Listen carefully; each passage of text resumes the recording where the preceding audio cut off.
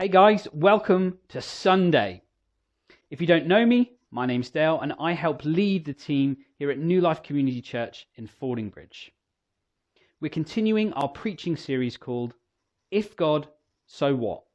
Where we're basically exploring questions like, if there is a God, what does that mean for me? Or if there is a God, how is that outworked in the world around me? Today we're going to ask the question, what about science? I mean, hasn't science disproved God? Is there any room or need for God in a world of science? And aren't the ideas of science and religion mutually exclusive? These are all big questions, and the chances are they're the sort of questions you've probably thought about whether you have a religious background or not. To explore these questions and the ideas connected to them, I want to look at three key things. First, we'll look at what the collective wisdom of our culture says. Then I'll try to explain some of the reasons why I don't think that's the best conclusion from the evidence available. And then we'll look at what the Bible has to say on the subject. Now, I just want to put my hands up and say, clearly, I'm not a scientist. I struggle to read a lot of science words, let alone have some understanding of what they mean. The great news for me, and potentially for you, is that some incredibly talented and intelligent people who are orders of magnitude smarter than me have spent time explaining and unpacking some of the hugely complex discoveries, theories, and ideas of science in ways that are accessible even to someone like me. So I'll draw on those. You know, I once got lost trying to follow directions to an address in Bournemouth. When I finally gave up trying to find the address, I realised I was nowhere near Bournemouth. In fact, I'd been driving in circles around Poole Park for 2 hours. You've got to be a special kind of smart to do that. Anyway, back to our questions. What does the collective wisdom of our culture say about the relationship between God and science? One of the things I hear most often is that science has advanced so far and we know so much about how the mechanisms of the world work that it's actually proved there is no God. Theories about the beginning of life on the planet, the vastness of the cosmos, and the complexity of even the smallest single-celled organisms, we're told, all point to randomness and chance as the governing authorities over our existence. And the slow march of evolutionary forces across billions of years leave no need and no place for any greater being, let alone God. Some people go further and say that not only are science and the belief in God not compatible, they sit in outright opposition to one another. As if science and the idea of God are in a perpetual war and you have to choose a side. You either believe in science, which is based on fact and evidence, or you believe in God and fairies and flying spaghetti monsters, but you can't have both. But is that conclusion accurate? Are those the only two positions? I don't think so, and here's why. Science and the evidence it observes are in and of themselves neutral. People, on the other hand, are often not. What can happen when we look at the evidence in the world around us is that we come to it with our own worldview and bias. Our starting point can inevitably affect our conclusions. If we approach the evidence from the starting point that there is no God, no ultimate consciousness, no first cause, and if we believe that the material world is all there is, then our theories, explanation, and interpretation of the evidence will reflect that. If, on the other hand, we come to the evidence believing in the existence of God, the ultimate consciousness and the first cause of all things, and if we believe that there's a spiritual dimension to our existence, then we'll interpret the evidence in a very different way. Let me try to illustrate this with a practical example. As many of you know, up until recently, I ran my own vehicle repair business. And one day I had a call from a customer who asked me to come out because their car wouldn't start. The customer went on to tell me that they thought it was the starter motor playing up. Now, in my experience, most customers know next to nothing about their cars, and even less about what might be wrong with them when they play up. Standard practice is for the owner to go straight to the internet and find the worst case scenario, and then armed with that valuable information, call me to fix that phantom fault. Because Ask Trev off of the internet said it's probably that. Needless to say, I've learnt to more or less dismiss those theories immediately in favour of looking at the evidence myself. As I was driving to look at the car, I thought, I really hope it's not the starter motor, because that's going to be a real pain to change. Hopefully, it's just the battery. When I arrived, I tried to start the car myself. The engine tried to turn over slowly, the starter began clicking, and the dash lights flickered and then died. And that was all the evidence I needed to diagnose a flat battery. Out of habit, I turned the key in the ignition again, and exactly the same thing happened. Twice more I tried it, and each time the process was the same. Now that was a bit odd, because if the battery was dead, then after the first time I tried to start the engine, any power left should have been used up. But I'd made up my mind. I really, really wanted it to be the battery, which should only take about 5 minutes to change, then bish bash bosh, all done, home in time for lunch. And because I was sure it wasn't the starter motor, the only other option was obviously the battery. No point in checking the battery any further, just pop the new one on, job done. Except it wasn't. I put the new battery on, and exactly the same thing happened. Turns out, battery wasn't faulty at all. After some more investigation, I realized that the starter motor bearings had seized. So it was taking so much power to turn the starter that there was none left for the dash lights, causing them to go out. My customer tried his best not to look smug. I tried my best not to look embarrassed as I fitted the new starter motor, but neither of us was very good at pretending. Chalk one up for Ask Trev off the internet, I guess. Can you see how my bias towards the battery not only shaped how I interpreted the evidence, but even prevented me from pursuing some lines of inquiry? Deep down, I'd already decided it wasn't the starter motor. Not because of the evidence, but because I didn't really want it to be. It's the same with science and God. The problem isn't with science itself, or even with the evidence that science is based on. The conflict is between our two starting points, and then inevitably between our conclusions. Now, I'm delighted to say that there are an increasing number of incredibly intelligent and gifted women and men from both positions that are engaging in open and honest discussion about this topic, and who are trying to see where the evidence itself really leads, despite their own beliefs.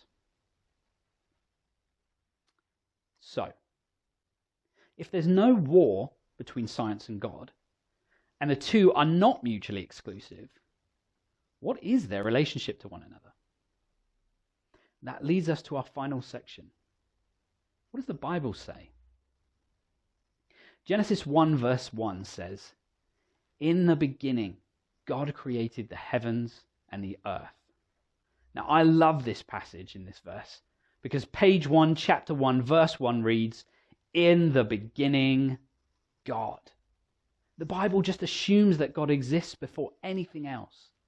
The phrase, the heavens and the earth, is like a catch-all statement meaning everything that exists. So in the book that details the beginnings of all things, the heavens and the earth, God already exists. There's no introduction to how God was made or created or brought forth. He just is. He just exists. He's the first cause of all other things. Science tells us that the evidence around us points to a beginning for our universe. A point at which beforehand there was no universe, and afterward there was a universe We call it the Big Bang. Isn't that exactly the type of evidence we'd expect to see if an uncreated being who existed outside of time and space had decided to create a universe out of nothing? You know, as we've learnt more about the world around us through the lens of science, we've seen more and more complexity, down to even the smallest single-celled organisms. That complexity is supported by DNA, which is the genetic code or blueprint for all life on Earth. You've probably heard those words relating to DNA before, code and blueprint. But what do they actually mean? What do those words tell us about the nature of DNA? Essentially, they tell us that DNA is information. And that information is processed in tiny manufacturing machines inside our cells that build all the different types of proteins needed to sustain life. But where does that information come from in the first place? When we observe the world around us, nowhere do we see information spontaneously appearing.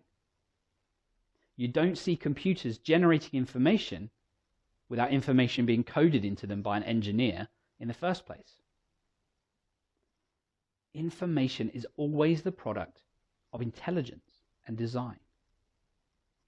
So when we see the complexity of the information stored within our very DNA, surely the most logical explanation is to conclude that a being of intelligence created or designed it. And isn't that just the sort of evidence we would expect to find for an intelligent creator God that had designed and engineered our universe? So we can see that one of the ways that science relates to God is that it actually seems to point to his existence. Another way that science relates to God is that the Bible says he's revealed something of himself in his creation. And science helps us perceive and understand some of the things God has revealed. Romans chapter 1 verse 20 says, "For ever since the world was created, people have seen the earth and the sky. Through everything God made, they can clearly see his invisible qualities, his eternal power and divine nature. So they have no excuse for not knowing God." Psalm 19 verses 1 to 3 says, "The heavens proclaim the glory of God. The skies display his craftsmanship. Day after day they continue to speak. Night after night they make him known. They speak without a sound or word. Their voice is never heard." The fact is, as we explore the world around us through science, we're learning more and more about God. We're thinking God's thoughts after him, as one scientist put it. We can see his fingerprints over everything he's created, and that includes when we look at one another. Genesis 1:27 says, "So God created human beings in his own image. In the image of God he created them. Male and female he created them." The Bible says we are created in the image of God. That means when we look at ourselves, our intellects, our ingenuity and creativity, we can see that they're reflecting something of the one who created us. And when we contemplate our desire to know more about the world around us, we find that it's really tied to our innate desire to discover and know the one whose image we bear. So we've seen that science relates to God firstly, because it actually points to his existence and activity. Secondly, science relates to God because it shows us the ways God's chosen to reveal himself in the natural world and in his image bearers, human beings. The third way that science relates to God is that it isn't God. Science is a product of our intellect and capacity for creativity, which are themselves gifts of God and pale reflections of his own. Consequently, science is limited in the scope and a type of questions it's able to answer. Science is concerned with answering questions about how, but it can't answer questions about why.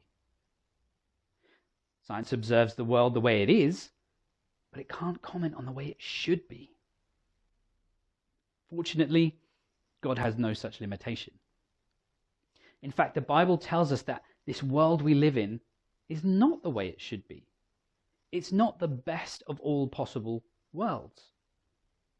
Because when human beings chose to ignore God's good instructions, they allowed evil into God's good creation. And that damaged every facet and aspect of our reality. And although we can improve our broken world with things like medicine, technology, agriculture, we can never repair the damage that was done. But the Bible tells us that God had a plan way back before Genesis 1 verse 1 to restore the world to the way it should be. And that plan involved him coming to earth in the person of Jesus Christ, paying the price for all our evil so that the whole of creation could be set right again. Science can't do that, but God has. My friends, personally, I'm convinced that the best explanation for the evidence we see in all the varied scientific disciplines is an intelligent creator God, who is himself uncreated and therefore is the first cause of all things. And I'm convinced that he's revealed himself to us not only in the details of his creative work around us and in the book that he's authored, the Bible, but ultimately in the person of Jesus Christ. I've chosen to put my trust in God based on the evidence. My question to you is, if there is a God, shouldn't you? Thanks for hanging out, guys. See you again soon.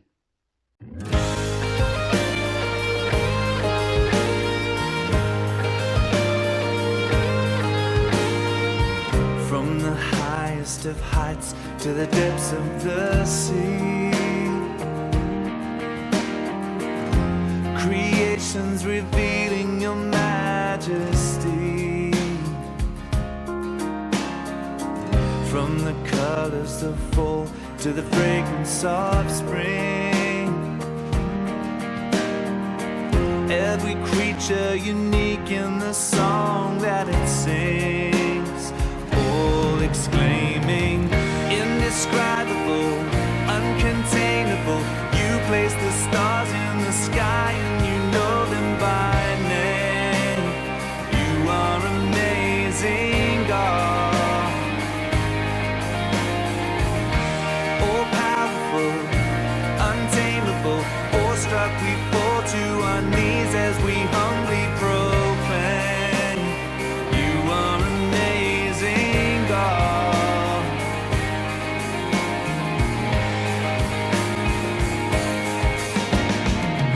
Who has told every lightning bolt where it should go,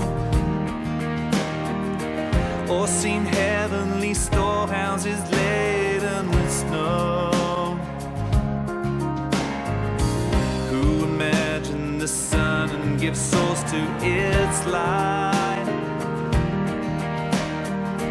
yet conceals it to bring us the coolness of night?